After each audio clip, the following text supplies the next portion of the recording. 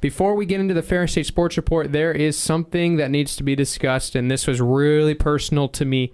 And we figured we might as well talk to about it right away because it's been eating at me for a couple of days thinking about what happened in this race, and it bothers me. So shout it out. For those people that don't know, the Michigan High School Cross Country State Finals were this last weekend at MIS at the Speedway in Brooklyn.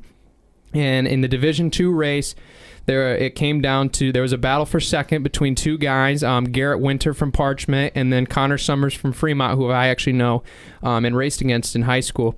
And both of them were competing down the final stretch for second, and Garrett Winter made a clutch pass in the final 100 meters and ended up beating him at the line. And he was so overwhelmed about it. And he quoted, I believe, in an article that was written about this situation that he said he was overcome with excitement and he was flooded with emotions after what I had achieved, and all the memories of my career were flooding into my mind as I crossed the line. Let out a couple of explicatives, not at Connor Summers, not at anybody, not at any official, just in pure emotion flooding. Let out a couple explicatives, and they caught those on the line, of course, with the finish line cam, and you could hear the audio. He was disqualified. His time is erased. His performance is scratched from the history books forever. Not from the people that watched, but on paper.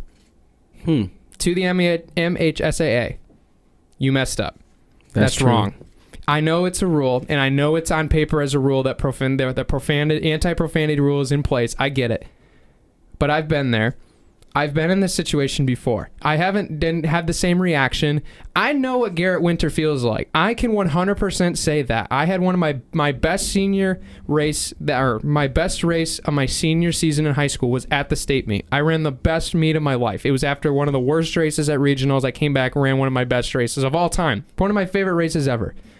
And I was I was emotional at the line, and after that I was crying to myself. It was one of the best moments of my life.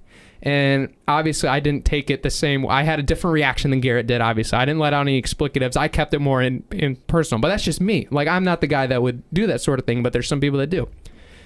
And I feel terrible for him. And this rule is absolute garbage. The fact that you have the situation of a guy that's been working so long for this moment, and the fact that it comes in the biggest meet of the year, and you're so overwhelmed with emotion that it comes out like that. We know it's an accident, and we know that it wasn't intent because it wasn't directed at anybody. It was clearly not directed at anybody. And the fact that they still came out and said that it was part of the rule is absolute garbage and terrible representation. It was an accident. We get it. He probably shouldn't have said it. I know that profanity is not the best thing, but taking away that performance from him because of that one little moment, are you kidding me?